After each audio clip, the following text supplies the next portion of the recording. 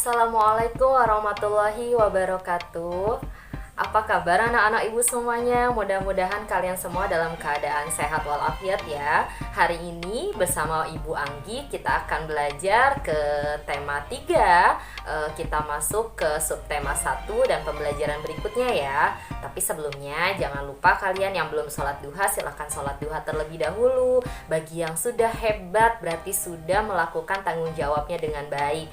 Nah, kalian juga yang jangan lupa untuk terus jaga kesehatan ya, karena memang situasi sekarang yang memang sedang tidak stabil, kalian juga harus lebih jaga kesehatan lagi. Dan ibu ingatkan, kalian harus tetap memakai masker kalau akan keluar rumah dan juga sering cuci tangan ya.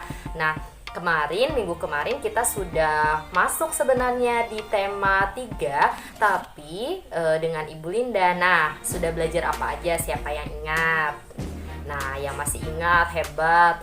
Nah, minggu kemarin kita sudah belajar tentang banyak ya, diantaranya seperti komponen-komponen listrik, kemudian ada juga rangkaian listrik, seri dan paralel, perbedaannya apa saja, kemudian manfaat listrik bagi kehidupan apa saja, dan kita sudah masuk ke teks eksplanasi juga ya. Nah, hari ini kita akan masuk ke pembelajaran berikutnya. Apa saja sih yang akan kita pelajari hari ini? Yang pertama yaitu menjelaskan hak dalam kehidupan sehari-hari, dan yang kedua yaitu mengidentifikasi interval nada pada solmisasi tangga nada, dan yang ketiga yaitu menggali isi teks penjelasan atau eksplanasi ilmiah dari teks yang kita baca ataupun yang kita dengar. Yang keempat yaitu menganalisis perubahan sosial budaya dalam rangka modernisasi bangsa Indonesia. Adapun sikap yang akan kita kembangkan pada pembelajaran hari ini adalah yang pertama, kalian harus bersikap disiplin.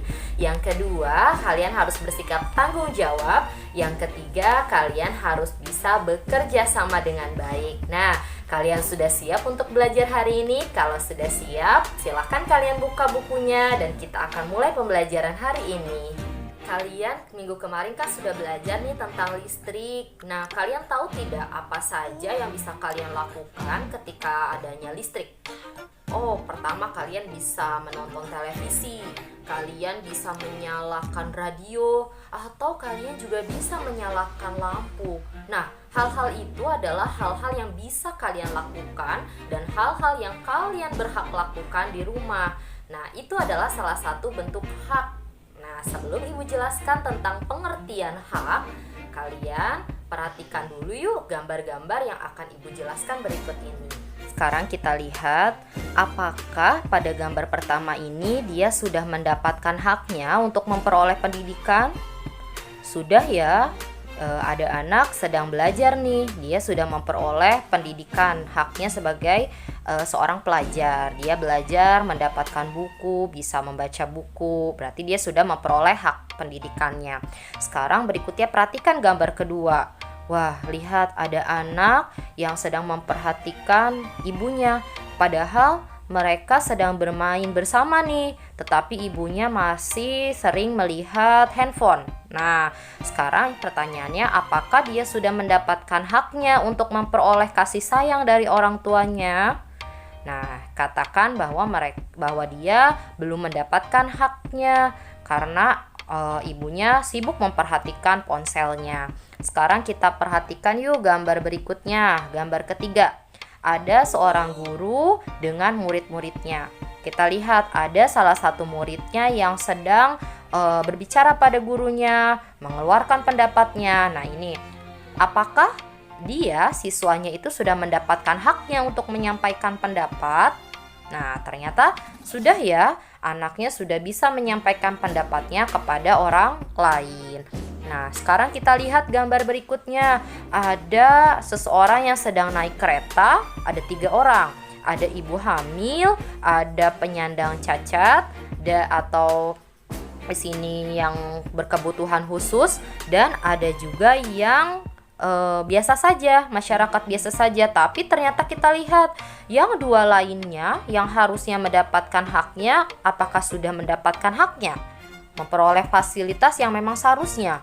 Harusnya kita mendahulukan ibu hamil, dan yang berkebutuhan khusus dulu ya dibandingkan dia yang masih sehat. Tadi adalah contoh dari hak ya. Setiap warga negara Indonesia itu berhak untuk mendapatkan pendidikan, menyampaikan pendapat, hidup aman, serta memperoleh kasih sayang dari lingkungannya. Hak-hak tersebut sangat dipengaruhi loh oleh lingkungan terdekat kita. Apa itu hak? Nah, sekarang kita masuk ke pengertiannya. Hak adalah segala sesuatu yang harus kita dapatkan oleh setiap orang yang telah ada sejak lahir, bahkan sebelum lahir. Jadi kita sudah mendapatkan nih segala sesuatu bahkan sebelum kita lahir ya. Kita bisa hidup nyaman, kita bisa mendapatkan makanan, itu adalah hak kita. Nah, apa itu tanggung jawab?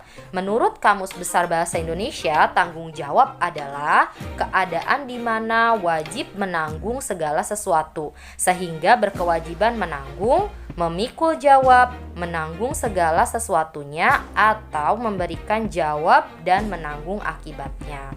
Jadi kita berani nih untuk melakukan tanggung jawab, itu berarti berkewajiban menanggung dan menjawab, memberikan jawab. Nah, sekarang kita bisa lihat nih, perhatikan teks di bawah ini.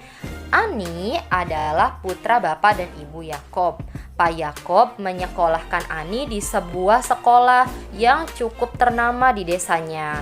Pak Yakob memenuhi semua kebutuhan sekolah Ani, seperti buku-buku, seragam sekolah, serta peralatan lainnya. Bu Yakob juga selalu membuat bekal makanan sehat untuk Ani di sekolah.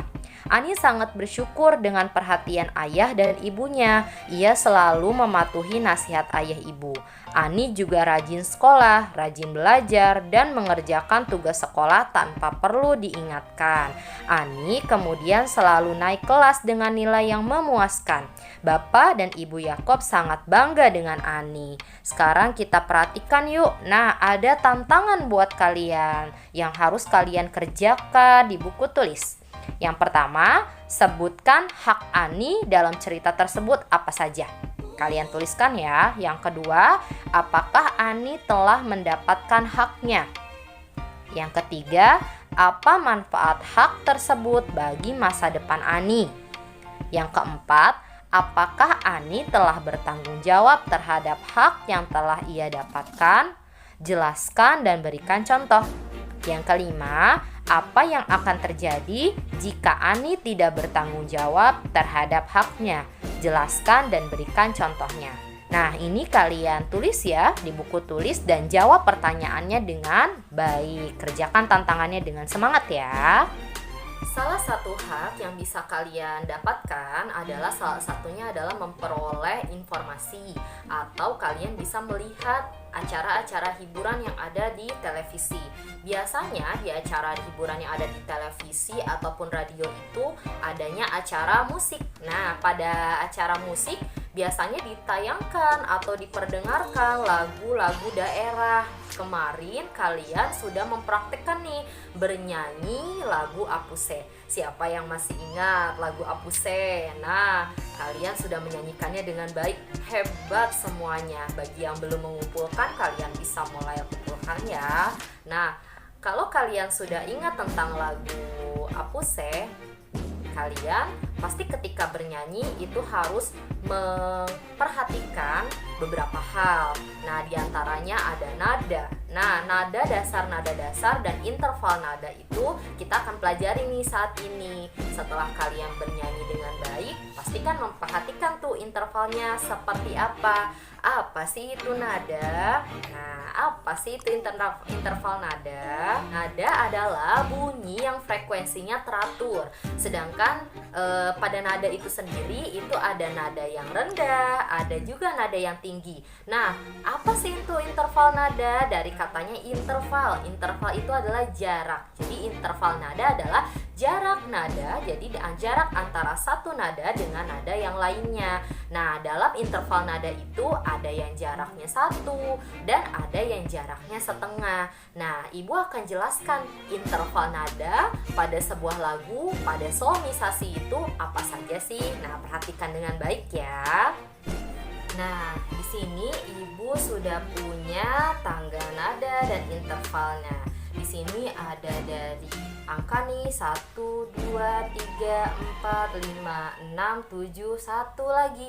Apa sih ini dibacanya? Nah, kita baca ya. Do, re, mi, fa, sol, la, si, do. Ini adalah namanya solmisasi ya. Dari mulai do, re, mi, fa, sol, la, si, do dilambangkan dengan huruf. Nah, hurufnya apa aja? Kita bisa lihat nih. Ada C, kuncinya ya. Ini kuncinya. Ada kunci C, D, E, F, G, A, B, C ya. Ini ada kuncinya. Nah, di sini kita akan perhatikan. Loh, kok Bu ada angkanya ya? Nah, ini angkanya adalah jaraknya atau intervalnya yang kita akan pelajari. Nah, pada sebuah nada ini interval yang pada dasarnya ya. Kita lihat dari do ke re. Dari do ke re itu memiliki jaraknya adalah 1 ya. Jaraknya adalah 1. Sedangkan kita perhatikan dari re ke mi.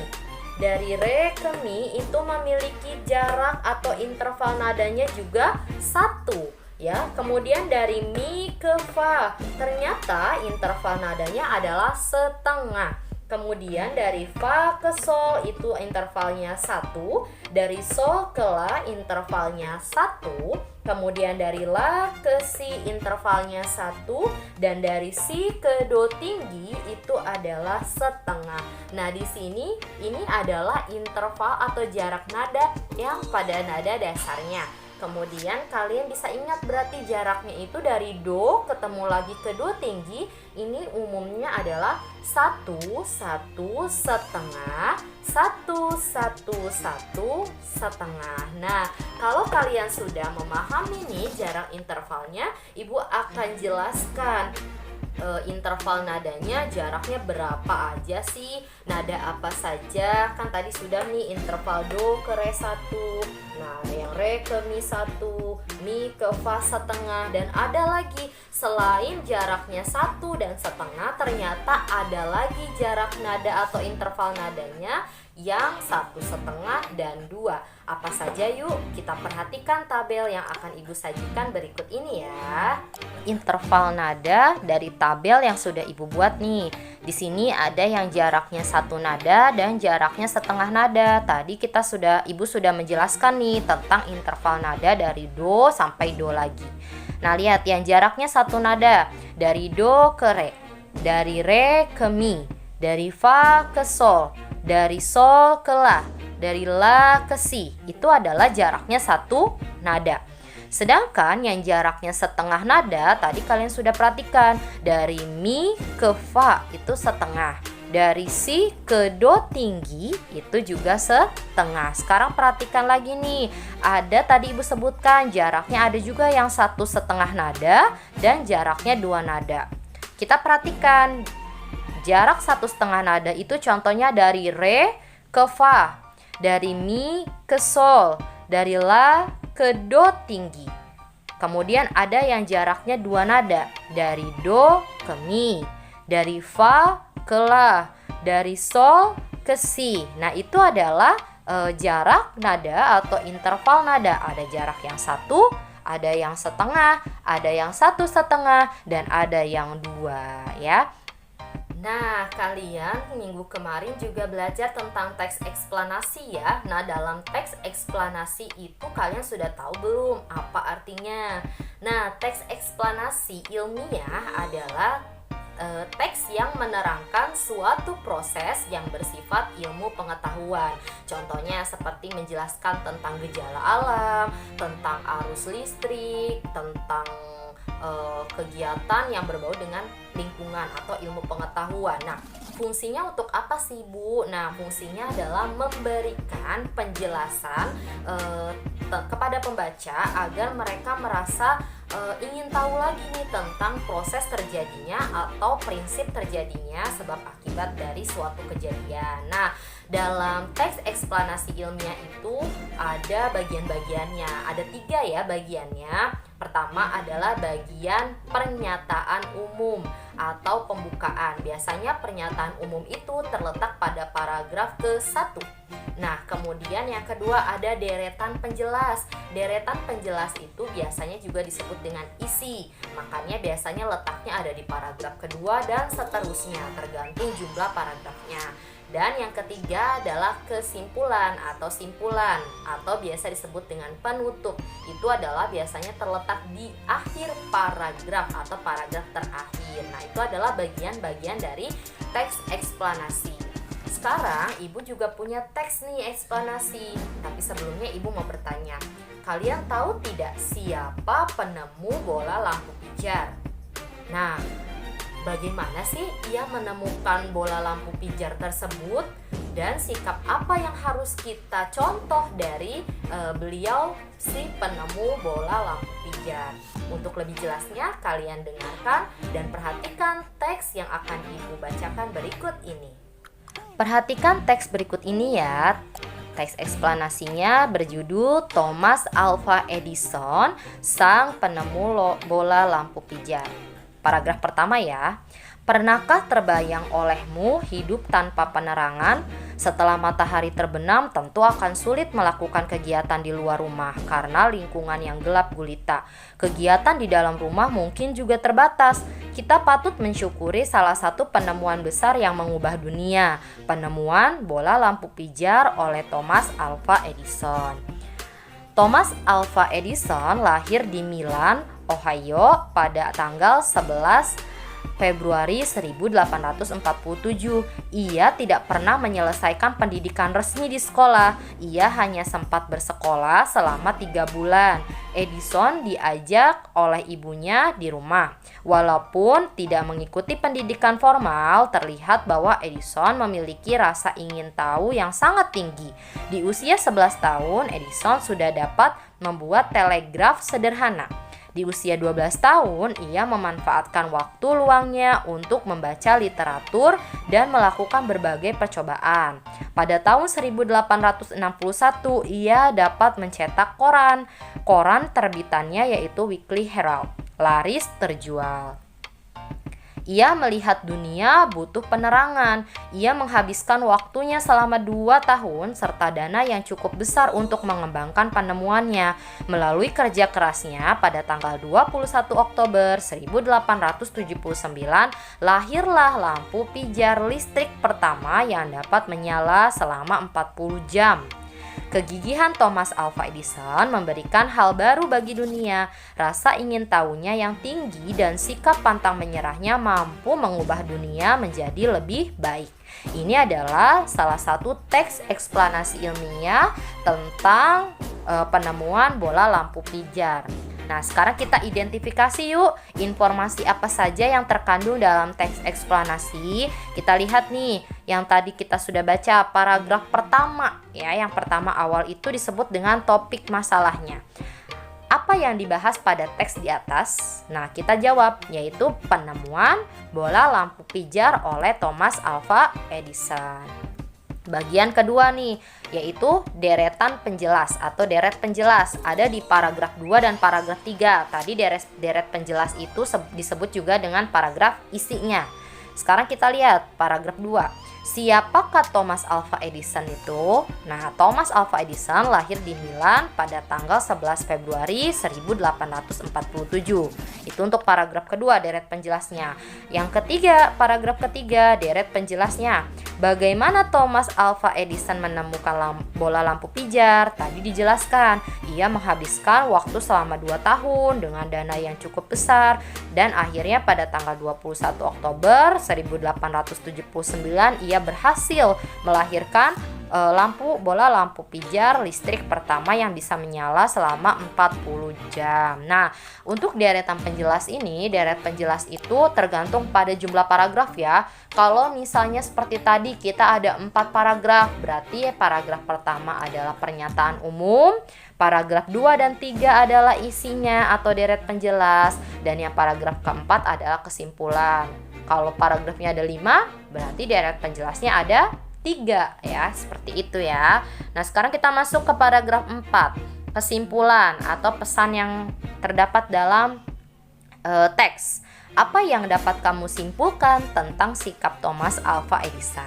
Nah, bahwa Thomas Alva Edison itu memiliki rasa ingin tahu yang tinggi dan sikap pantang menyerah, sehingga dia mampu mengubah dunia menjadi lebih baik dengan adanya penemuan bola lampu pijar. Nah, itu adalah kesimpulannya. Biasanya letaknya ada di akhir paragraf. Itu adalah teks eksplanasi ilmiah ya.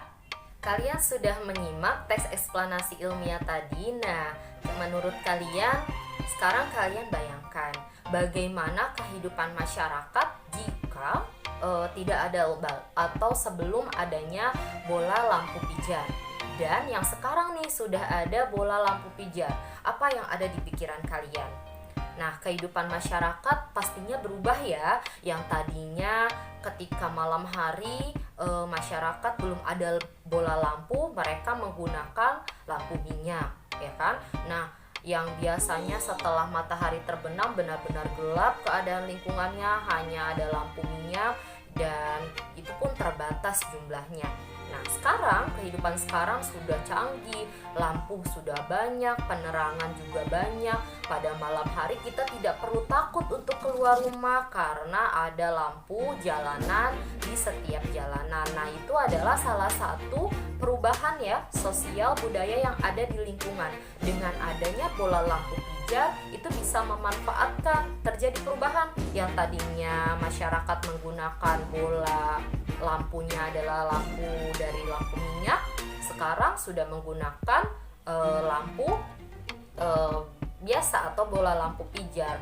Kalian yang mungkin orang tua kalian dulu mengalami pakai lampu minyak, belajar harus gelap, keadaannya lampunya remang-remang ya, maksudnya tidak terlalu terang seperti sekarang. Nah, itu bisa sekarang kalian sudah bisa menikmati lampu dengan baik. Nah, dengan itu berarti kita sudah mendapatkan kemudahan. Dengan adanya kemudahan itu bukan ada alasan lagi nih buat kita, tidak ada alasan bagi manusia untuk menunda segala pekerjaannya ya. Kalian nih di rumah misalnya karena kalian mentang-mentang sudah punya lampu, kalian bebas menggunakannya seenaknya. Tidak juga ya, kalian juga harus menghemat penggunaannya. Kalau tidak digunakan, kalian harus mematikannya. Ketika kalian tidur, alangkah lebih baiknya dimatikan ya, agar lebih hemat listrik. Nah, itu adalah salah satu perubahan sosial budaya nih,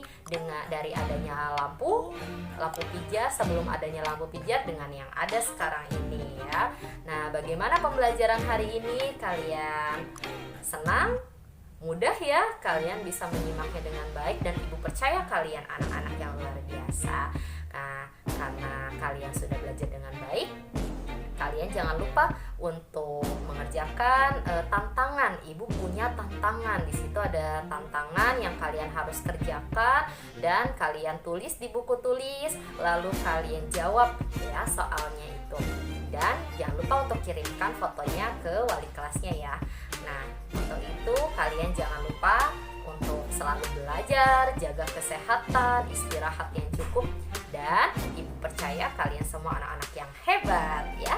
Terima kasih dari ibu akhiri. Assalamualaikum warahmatullahi wabarakatuh. Sampai jumpa.